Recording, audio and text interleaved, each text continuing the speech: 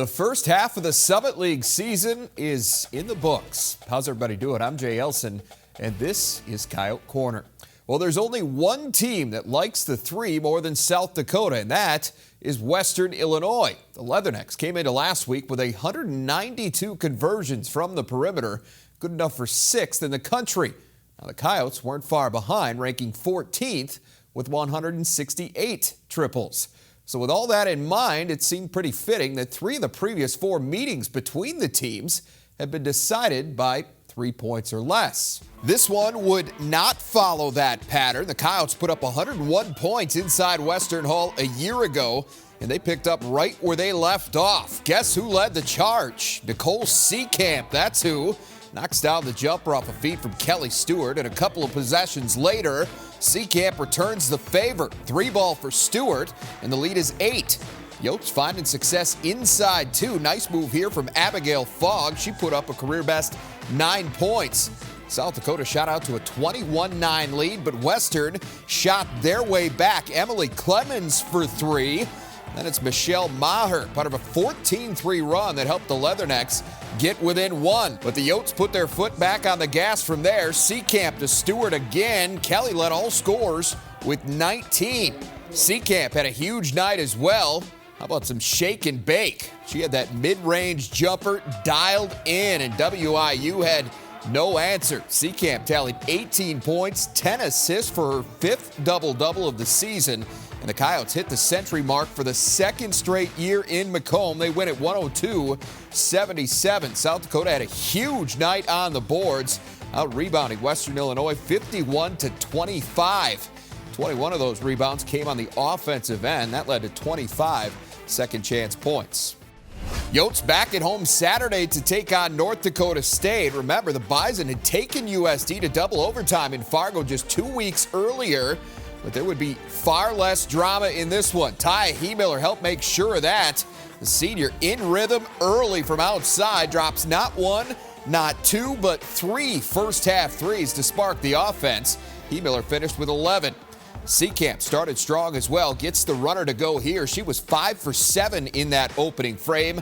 Coyotes led 42-17 at the half. More from Seecamp to start the second, buries the 3 here. Then on the ensuing NDSU possession, intercepts the pass and takes it in for 2 more. Seecamp led all scorers with 17, her 7th straight game with at least that many. The bench pretty much took it from there. Coyote reserves accounted for 33 points on the day. 8 of those came from Jasmine Trimboli. South Dakota wins its 7th straight in dominating fashion, 80-54. Defense ruled the day for USD in this one, particularly in the first half, where they forced 15 of the Bison's 26 turnovers. They also kept NDSU's top 2 players in check. Marina Whittle and Taylor Thunstead, who combined for 52 points in that first meeting, mustered just 23 on Saturday. With the win, the Coyotes become the first team to reach 8 wins in Summit League play. South Dakota and South Dakota State each have 1 loss. IUPUI and Oral Roberts each 2 games off the pace. They're 6-3. One of the big reasons the Coyotes have been able to stay on top of the standings is their improved play on that defensive end. But how pleased is the head coach? We'll get a read on that next as we sit down for our weekly conversation with A.B. Williams. Coyote Corner on Midco Sports Network is presented by Dakota Land Honda. And welcome back to Coyote Corner. Jay Elsen joined now by USD women's coach Amy Williams. And Amy, for the 2nd straight season now, your team goes to Western Illinois and hangs 100 on the Leathernecks. Talk us through how it happened this time. Why were you so successful on the offensive end? Well, I mean, I thought we did a great job of just sticking to how we wanted to attack them, but it was really kind of an up-tempo game. Both teams were getting after it, taking quick shots, and I think we relied on our depth and bench and being able to play a lot of different kids to stay fresh and be able to continue with that tempo. Huge night for you inside, 42 points in the paint. Anytime you get that many high percentage looks, you're doing something right. Yeah, and I mean, Western was a little shorthanded, and they had one of their post players in a cast on the bench, and we felt like we had an advantage, and that was where we really wanted to try to attack them, and we did a great job of going to that and finding ways to get the ball in the paint and take advantage. Another stat that really stood out from this game was the rebounding. You outboard them 51-25.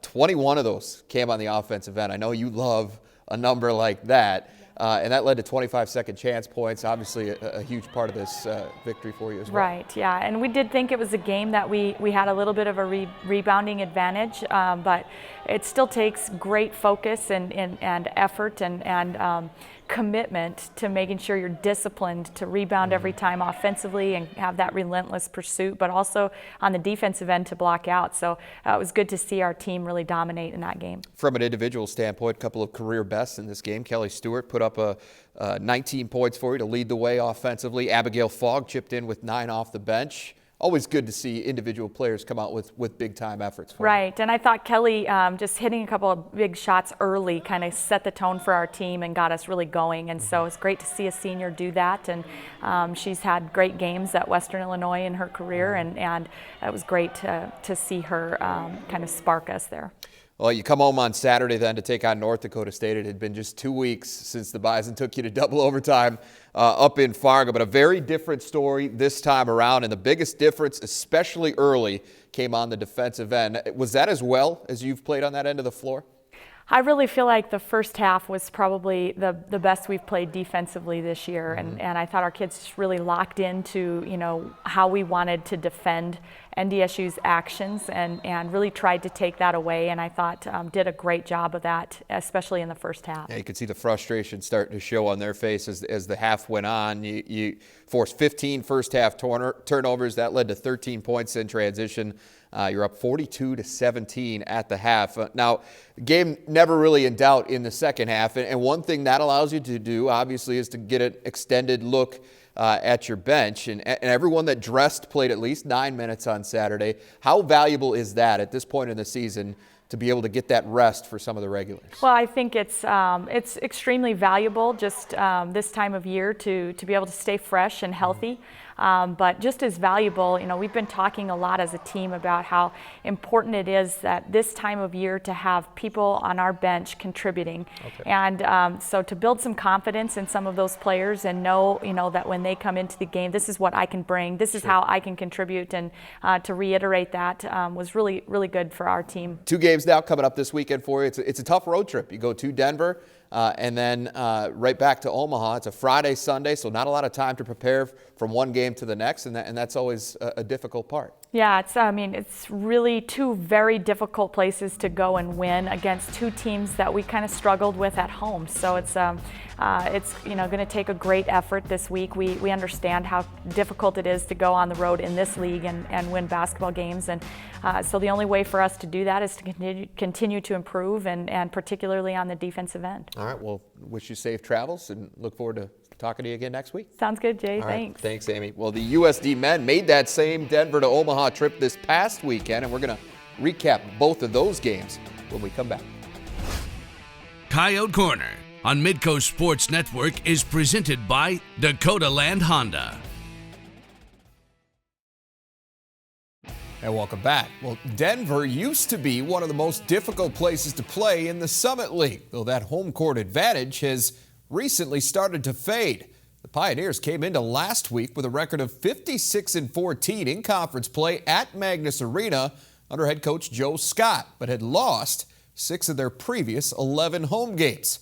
The first of those defeats came at the hands of South Dakota last season. The Yotes hope to repeat that feat Thursday as they wrapped up the first half of the Summit League season in the Mile High City. DU feeling it early, though. Thomas Neff for 3. Then it's Marcus Bird. He finds the twine as well. Pioneers hit 5 of their first 7 shots to build a 13-4 lead. South Dakota starts to get it going with Casey Kasperbauer. Got the triple there, and a few minutes later in transition, 14 puts back the Shy McClellan miss. USD, though, still down 8 at the half. They got within 4 early in the second, but the home team still dialed in. Neff again. He finished with 4 threes on the night, and that one sparked a 15-2 run. Buckets continue to be tough to come by for South Dakota. Kasperbauer gets one here to make it an 11-point game, but that's as close as USD would get. Neff and company just could not be cooled.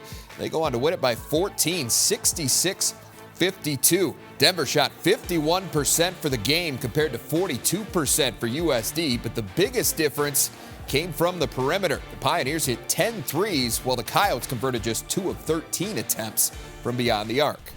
DJ Davis and company got a chance to bounce back Saturday in Omaha, and things got off to a much better start offensively.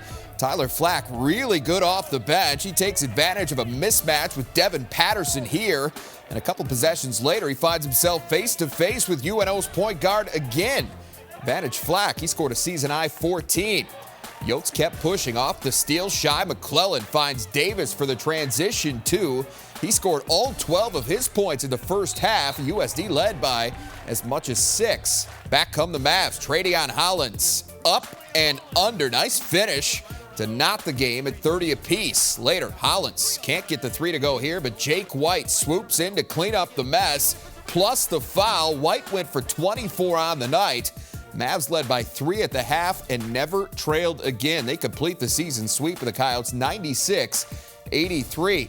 USD shot it a little better than they did in Denver overall, but were under 40% in the second half and finished 2 of 15 beyond the arc. The Coyotes have now dropped 6 of their last 7. They fall to 10-13 overall and 2-7 in the Summit League. Those shooting woes have certainly played a large role in South Dakota's recent slide, so what's it going to take to turn things around? We'll see what the head coach has to say about that after this. Coyote Corner on Midco Sports Network is presented by Dakota Land Honda. And welcome back again to Coyote Corner. Jay Elsen, Craig Smith, head coach of the USD men. And Craig, the first half of the Summit League schedule comes to a close Thursday night for you in Denver. Such a tough place to play. Obviously, some environmental aspects play into this, unlike anywhere else that you play in the league. But the fact of the matter is things get even tougher when they come out and they're shooting it well from outside. And that's exactly what they did to get you in an early hole. Yeah, they're a very efficient team. They're the best offensive team in the league in terms of field goal percentage. They shoot the 3 well. And, they had a week to prepare for us. They came out on fire, and they were really hitting on all cylinders to start the game. On the other end for you, the offense kind of came and went all night. You got down 9 early. You worked your way back within 5 before the half. They go on a run. You cut it to 4 early in the second half. They go on a run. So why was it that what were they doing that was preventing you from sustaining offensive momentum? Well, they have a unique style of play. The Princeton offense, first of all, you got to be extremely, extremely disciplined, and you got to defend for long possessions, and that's been an issue for us all year. And then on the defensive end, in terms of Denver, they sit in a matchup zone, which is unique to go against. And, we've been struggling on both sides of the ball, quite frankly, but we've really been struggling shooting the ball. And, when you look at the weekend, we go 4 for 28 from the 3. And besides Kasperbauer, we got to be able to find some guys that can consistently help us stretch out the defense. And in the recent 5-6 games, that's been a struggle for us. Well, the offense got off to a much better start in Omaha than on Saturday. Certainly the style of play had something to do with the way things were in Denver and Omaha in terms of why things were so different. But how did you feel about the energy that your guys came out with in that first half? I thought our guys had really good energy for the whole game, quite frankly.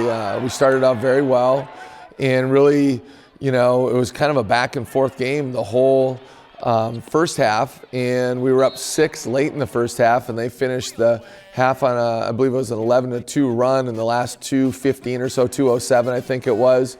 And we got to be able to finish halves. We got to be able to start the second half. Starting halves has been, the second half in particular, has been a bit of an issue for us. We stopped them the first 2 possessions, and then they score 6 of their next 7. And we took some quick shots on the offensive end that led into their transition game, had a couple costly turnovers, but we battled back and cut it to 1 at about the 14-minute mark. And we get assessed a technical foul.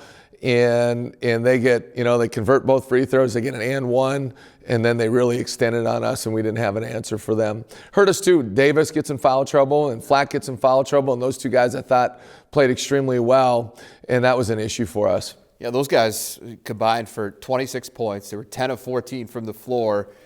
They both foul out early. I think DJ was about 10 minutes to go in the game. Tyler's about 5.5 minutes to go in the game. And how does that change the way things are going when those are your two best options at a given night? Davis has been, he's certainly our best defensive player, and he's been very, very consistent on offense. You just know what you're going to get out of him. I mean, every night it's 5 for 7, 5 for 8, 4 or 5 rebounds, 2-3 assists, and you just see steady Eddie. You just know what you're going to get. He's in league play, him or Kasperbauer has led us in minutes played. And then Flack is starting to play a lot better. Tyler has had an excellent game against Omaha. He was a force inside. We can play him at the 4 or the 5.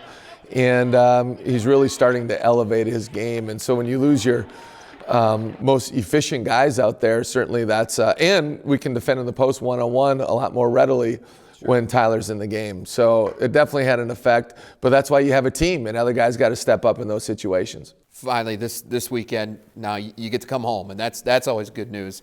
Start a 3-game homestand with Fort Wayne on Thursday, Oral Roberts on Saturday. How do you get those things started in time against a Don's team that's playing very well? Fort Wayne's very, very good. They're probably the hottest team in the league right now.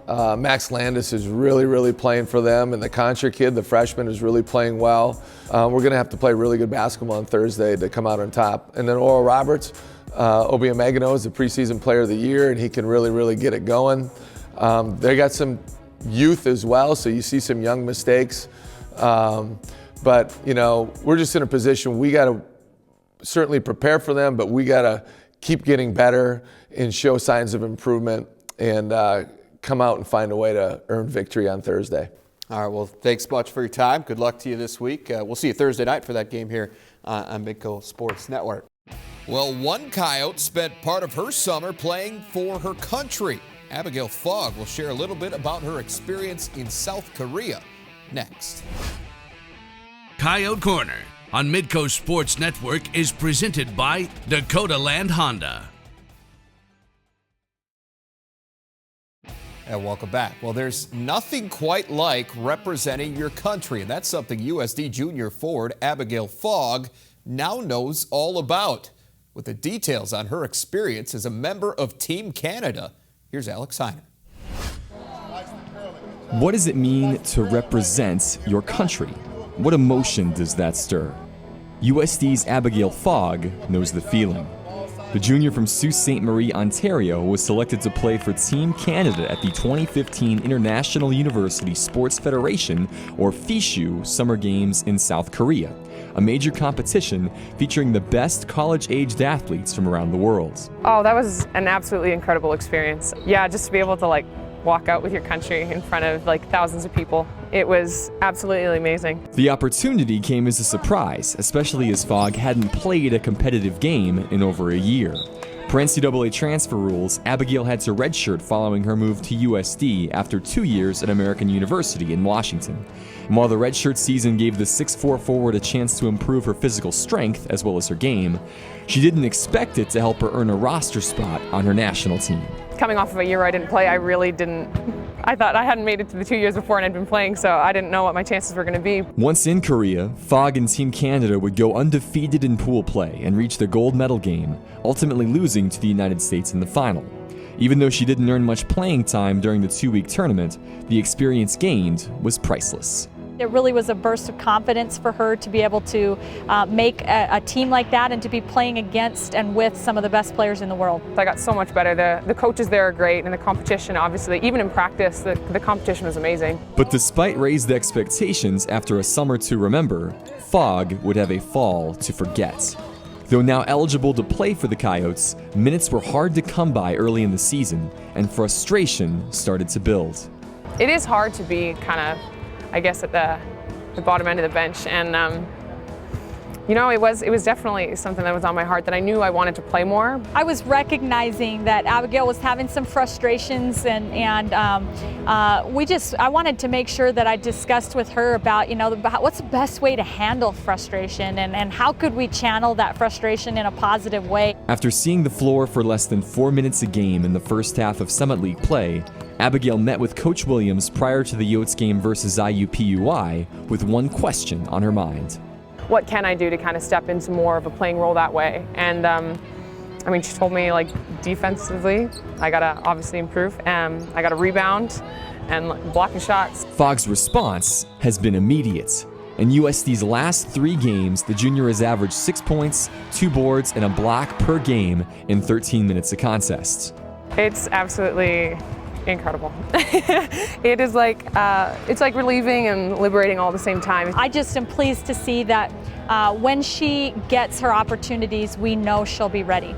Ready and excited to play the game that she loves, whether for the red and white of her country or for the same colors of her college. This is just something that I just love. I love this game, and I love being a part of it, and just being a part of a team, being able to contribute in that way.